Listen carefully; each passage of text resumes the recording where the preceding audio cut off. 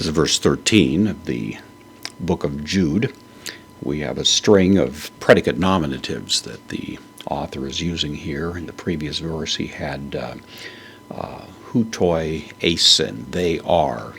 And in that verse, of course, he gave us three of these nominative nouns describing the false teachers who have insinuated themselves into the fellowship. He describes them as spots or possibly hidden reefs. He describes them as clouds devoid of rain. He describes them as trees. And now we have two more of these nominatives as the sentence continues here. So, kumata. Kumata is the word for wave. This is the neuter, plural of this noun in the nominative, so waves, and then agria. Actually, our word agriculture comes from this, referring to the field, of course. In this case, however, it means out in the open and suggests the idea of being wild or untamed. And so, waves, wild ones, thalasses, of the sea. So, wild waves of the sea is the description here, and then a nominative participle to further describe these. So we have epaphridzonta. This is from fridzo, which means to foam, or I foam at the mouth would be the idea. The ep at the beginning adds a little bit of additional weight to it, so foaming heavily or wildly is the idea, so wild waves of the sea foaming.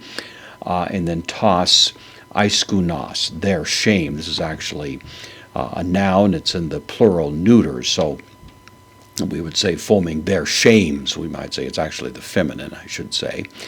Foaming out their shames, and it's that which belongs to them, heotone, of them. So the shame of these individuals who have been described by Jude previously. In addition, we have asteres. These are stars. And then a noun being used kind of like an adjective here, so it's describing them, but it actually, the word planetai means a wanderer. So it's stars, wandering ones would be the idea.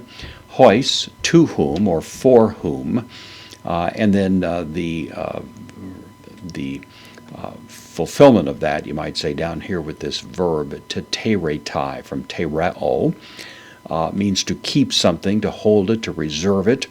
This the third person singular perfect passive indicative, so for whom something is being held, and what's being held for them is ho zophos, which means the blackness, to scotus, of darkness.